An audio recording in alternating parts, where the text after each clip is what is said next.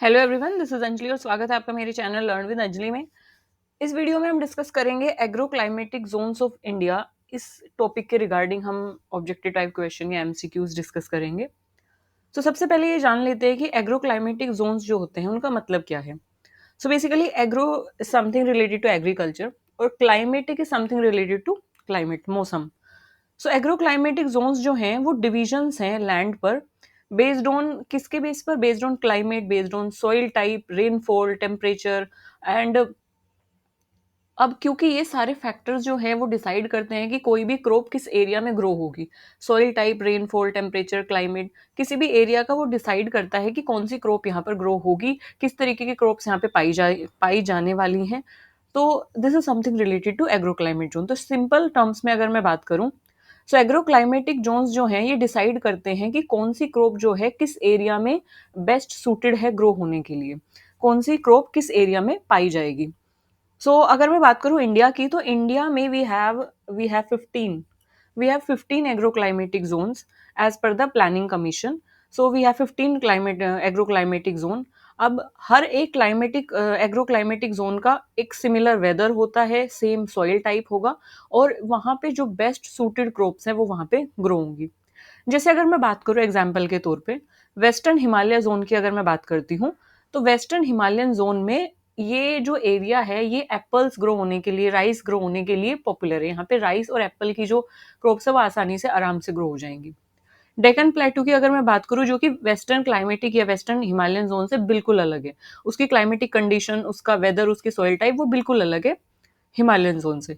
सो Deccan plateau zone जो है ये कॉटन के लिए, मिलेट्स के लिए, इन सारी क्रॉप्स के लिए बेस्ट सुटेबल है। सो इसी तरीके से एग्रो क्लाइमेटिक जोन जो है कैटेगराइज हैं। तो there are 15 agro climatic zone, ये ध्यान रखेंगे।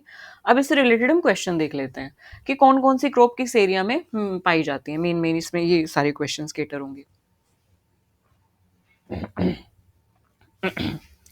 Sorry. The agroclimatic zones of India characterized by a humid tropical climate with the presence of crops like paddy, sugarcane and coconut is the agroclimatic zone जो है India के, वो उनकी जो characteristic है क्या कि ह्यूमिड ट्रॉपिकल क्लाइमेट है। तो आपको ना कुछ कैरेक्टरिस्टिक दी गई होंगी और आपको पहचानना होगा कि ये कौन सा एग्रोक्लाइमेटिक जोन है। So characters like they are characterized by humid tropical climate. Tropical humidity है, वहाँ पे मॉइस्चर है कहीं ना कहीं एयर में। ह्यूमिड ट्रॉपिकल क्लाइमेट ये इसकी कैरेक्टरिस्टिक है, विद द प्रेजेंस ऑफ कौन कौन सी crops, paddy, sugar cane, coconut. तो आप बताइए कि इसमें से कौन सा वो एग्रोक्लाइमेटिक जोन होगा। तो ये होगा आपका कोस्टल जोन। कोस्टल जोन जो है वो, that zone experiences humid tropical climate that is suitable for paddy, sugar cane and coconut. अब इसको ध्यान से समझेंगे, आपको क्वेश्चन से ही आंसर पता चल जाएगा। यहाँ पे दिया है कोकोनट, और कोकोनट जो है किस एरिया में ग्रो करते हैं, कोस्टल इलाके में ग्रो करते हैं। केरल, कर्नाटक की साइड आपको कोकोनट के ट्रीज मिलेंगे। वो कहाँ पे होते हैं, समुद्र के आसपास होते हैं। Coconut is something related to coastal zone. तो इससे आप लगा सकते हैं करेक्ट आंसर का अंदाजा। The major crops grown in dry arid zone, जो मेजर क्रॉप हैं जो कि ड्राई एरिड जोन में ग्रो होती हैं। एग्रो क्लाइमेटिक जोन नंबर 7 ये है इंडिया का।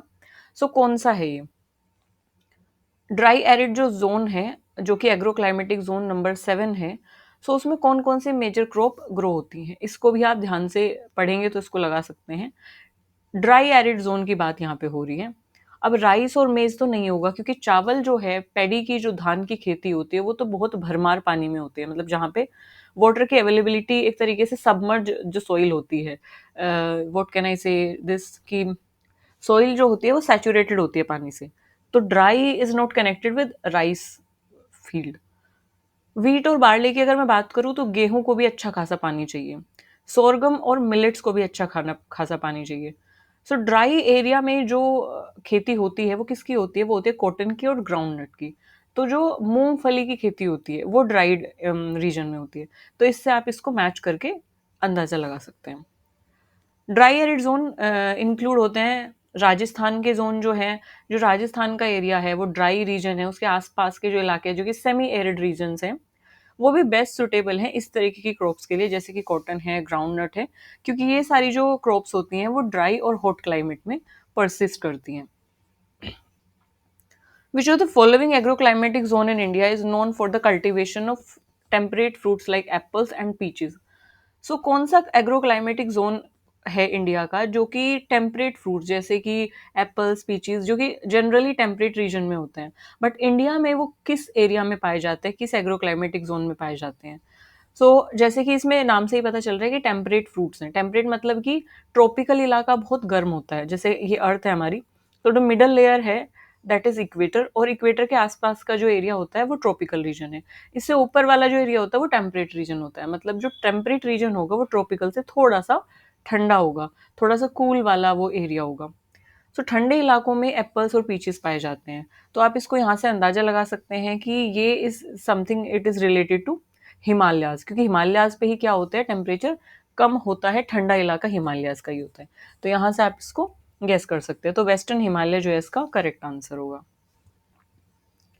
Western Himalaya zone has temperate climate, and those type of climatic condition, and that zone is ideal for growing of apples, peaches और other temperate fruits जो कि ठंडे इलाकों में पाए जाते हैं। The agroclimatic zone that is characterized by the presence of mixed farming, including the cultivation of pulse, oilseed and cereals. दाल, ऑयल सीड मतलब कि ऐसे बीज जिनसे ऑयल को एक्सट्रैक्ट किया जाता है, जैसे मस्टर्ड ऑयल। मस्टर्ड के जो बीज है, सरसों के जो बीज हैं, उन्हीं से तो सरसों का तेल निकलता है ना। ऑलिव ऑयल, तो इस तरीके से जो ऑयल सीड्स होते हैं, जैसे ग्राउंड नट से भी हम, जो मूंगफली का भी तेल होता है। ऑयल सीड्स हो गए, दाल हो गई, सीरियल्स हो गए। ये सारी जो खेती होती है वो किन क्लाइमेटिक जोन में होती है? सेंट्रल प्लेट्यू जो है और हिल्स हैं, ये ऐसा इलाका है जो कि बेस्ट सुटेबल है मिक्स्ड फार्मिंग के लिए, जहाँ पे फार्मर्स क्या करते हैं, पल्सेस भी उगाते हैं, ऑयल सीड, सीरियल्स, और स्पेशली ये मध्य प्रदेश वाला जो इलाका है, यहाँ पे ये एग्रोक्लाइमेटिक जोन लाई करता है। जो गंगा प्लेन है, which is part of agroclimatic zone in India, which is part of agroclimatic zone in India, is primarily known for the cultivation of, जो गैंजेटिक प्लेन है, गंगा प्लेन जो है, वो कौन सी खेती के लिए फेमस है, या वहां पे किस किन चीजों की कल्टीवेशन होती है? इसको भी आप इजीली गेस कर सकते हैं। गैंजेटिक प्लेन की बात हो रही है, गंगा प्लेन की बात हो रही है, और गंगा में पानी बहुत ज्यादा होता है, पानी ही वहां पे एक तरीके से प्रोमिनेंट एक अबायोटिक फैक्टर है वहां का। और पानी में कौन सी खेती होती है? तो जो चावल, जो धान की खेती होती है, उसके लिए सबसे ज्यादा पानी की जरूरत होती है। हमें काफी टाइम तक सबमर्ज करना होता है एक तरीके से, जो पेडी के जो क्रॉप्स है उनको। राइस, व्हीट और मेज, ये वाला जो कॉम्बिनेशन है जहाँ पे राइस आया हुआ है, this is the correct answer. तो गैंजेटिक प्लेन जैसे कि उत्तर प्रदेश का जो इलाका है, बिहार, ये जो इलाका है, उत्तराखंड वाला जो इलाका है, यहाँ पे कल्टीवेशन सबसे ज्यादा किसका होता है? राइस, व्हीट, मेट, मक्का होगी, चावल है, गेहूं है, इन सब की खेती यहाँ पे ज्यादा होती है, क्योंकि गैंजेटिक प्लेन है, वाटर की अवेलेबिलिटी अच्छी खासी होती है, और ये ऐसे क्रॉप्स हैं जिनमें वाटर की अवेलेबिलिटी की जरूरत हमें ज्यादा पड़ती है। इसके अलावा गैंजेटिक प्लेन में क्या होता है, एलुवियल सोइल, जो कि फर्टाइल सोइल मानी जाती है, सबसे ज्यादा फर्टाइल सोइल मानी जाती है। एलुवियल सोइल यहाँ पे पाई जाती है बिकॉज ऑफ गंगा प्लेन। तो आसपास के जो राइपेरियन जोन जो होता है वहां पे एलुवियल सोइल पाई जाती है। Which agroclimatic zone is characterized by the arid climate and it predominantly located in the state of Gujarat and Rajasthan? तो कौन सा एग्रोक्लाइमेटिक जोन है जो कि एरिड रीजन जहाँ पे है, यहाँ पे एरिड क्लाइमेट है, मतलब कि वो जो इलाका है वो सूखा इलाका है। एंड ये जो रीजन है, ये गुजरात और राजस्थान का रीजन है। तो उस एग्रोक्लाइमेटिक जोन का आपको नाम बताना है, या उसको किस नाम से जाना जाता है। तो राजस्थान को देख कर ही आप गेस कर सकते हैं। राजस्थान का जो इलाका है वहाँ पे थार डेजर्ट भी है, तो एक तरीके से ये एरिड रीजन है, सूखा इलाका है, गर्मी बहुत ज्यादा वहाँ पे होती है, डेजर्ट एरिया ये है। तो ईस्टर्न प्लेटू तो इसका आंसर नहीं होगा। Semi arid, western, coastal, coastal zone भी नहीं होगा, क्योंकि कोस्टल जोन वो इलाका होता है जहाँ पे समुद्र होता है, जहाँ पे पानी बहुत ज्यादा होता है। वेस्टर्न हिमालय ठंडा इलाका हो गया। बचा क्या आपका, सेमी एरिड रीजन। तो सेमी एरिड रीजन मतलब कि ऐसा इलाका जो कि कंप्लीटली, सेमी मतलब आधा, और एरिड मतलब सूखा हुआ। क्योंकि यहाँ पे गुजरात की भी बात हो रही है, तो गुजरात और राजस्थान का कुछ पार्ट क्या है, सेमी एरिड रीजन में आता है। अगर खाली राजस्थान होता तो वो एरिड रीजन में आता।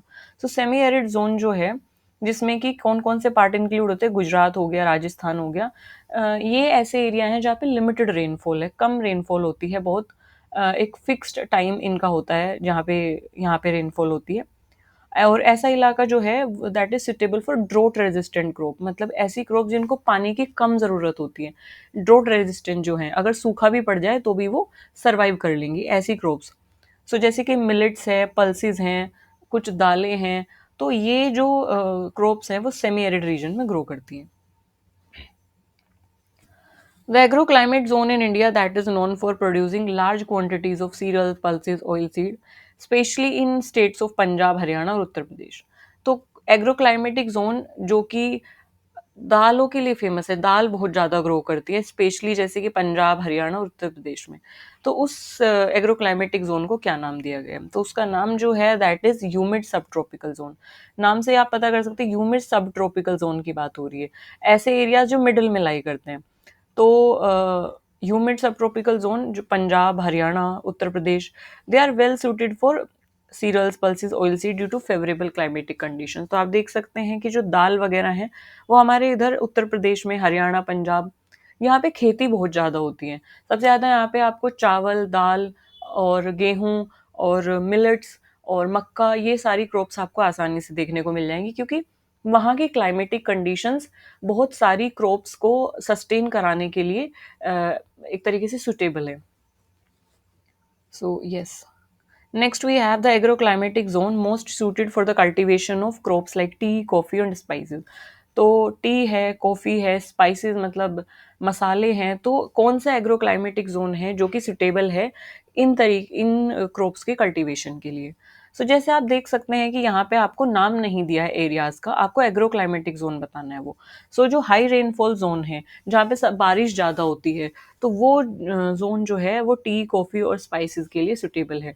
अच्छा, टी कहाँ पे मिलती है? टी हमें सबसे ज़्यादा ग्रो कहाँ पे होती है? आसाम की साइड होती है।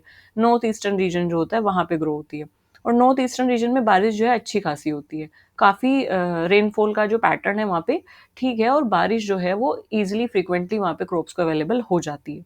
तो आप यहाँ से इसको गेस कर सकते हैं, ठीक है? आसाम टी गार्डन्स जो है आसाम के फेमस है। आसाम में बारिश अच्छी होती है, तो टी, कॉफ़ी और स्पाइसेस जो है कहाँ पे ग्रो होते हैं? हाई रेनफॉल रीजन में। मतलब you can guess easily from the keywords if you know some things about the keywords.